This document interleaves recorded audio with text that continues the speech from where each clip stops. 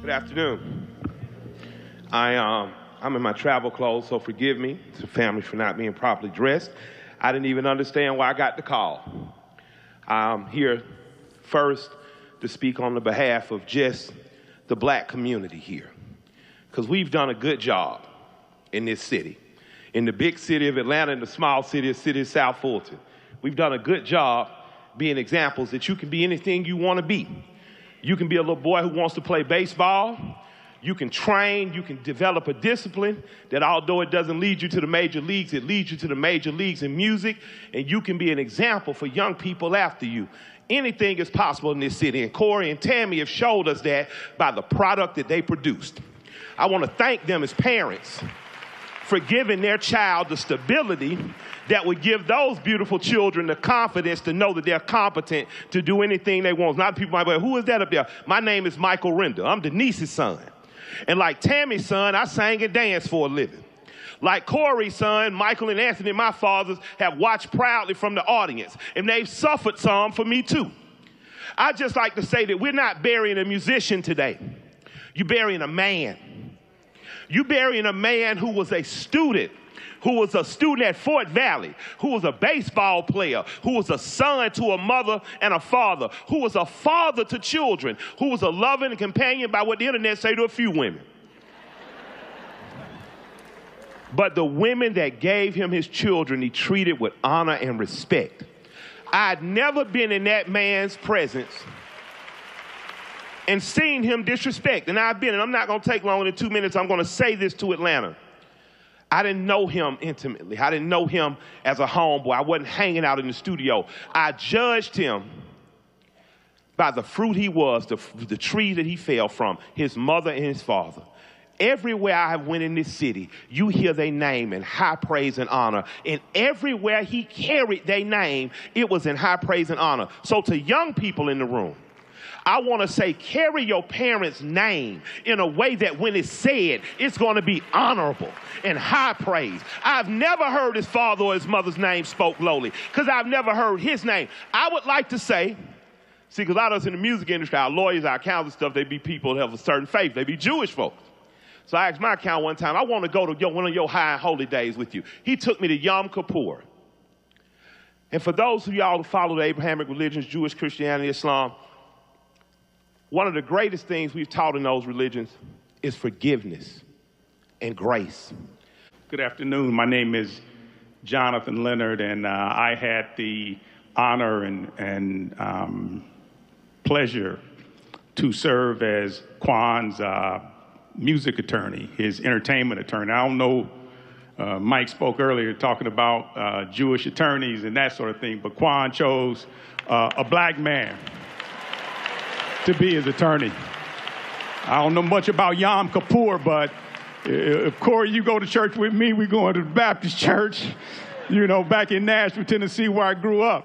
So much respect to Quan and Corey for entrusting me with something as important as their business and their music career. When I met Quan he was already hitting on all cylinders. He was a huge, huge star. By the time that we met, we were introduced by Cy Gray.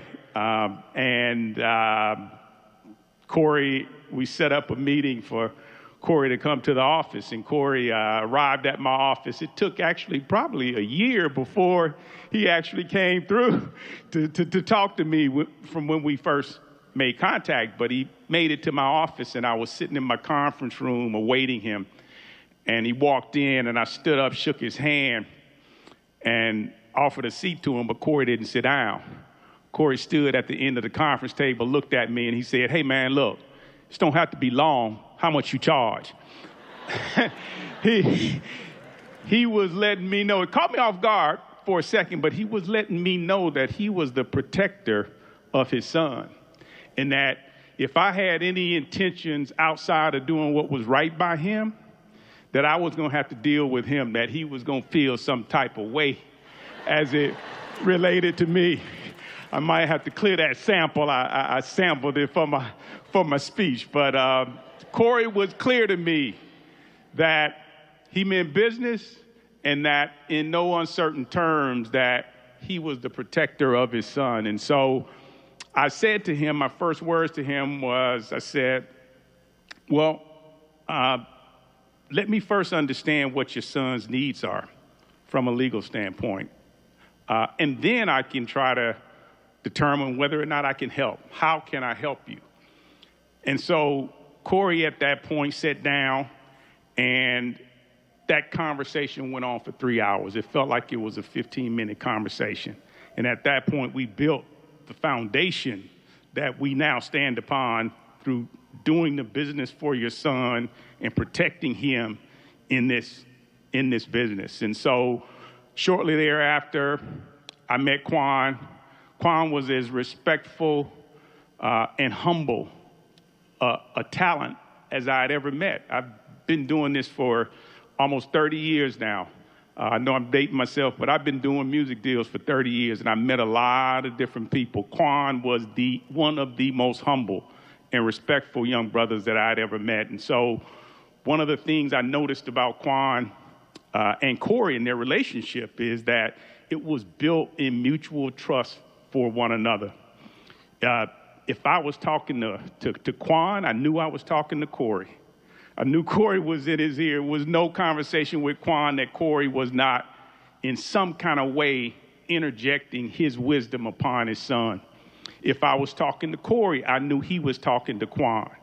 They were a duo that worked and had unbelievable trust for one another. And so I respected that about them, and I was very grateful for the opportunity to be able to serve in that role for you all. As you heard from Mike, not a lot of us come to our own to be guided in this business, but they entrusted me, and I am grateful, very grateful for that. Let me say just one thing. Atlanta, as Mike said, is a unique and special place. It allows us as a community the opportunity to form relationships with people that are celebrities, high profile, rub shoulders with them. Sometimes our kid might come home and they're in the room with someone in the classroom with someone who has a #1 song on the charts. You go into a restaurant and you are rubbing shoulders with somebody who has an international platform. It is important and incumbent upon us as a community to look at these people and understand what they go through on a day-to-day. Their challenges and their struggles are different than the normal persons that walk day-to-day.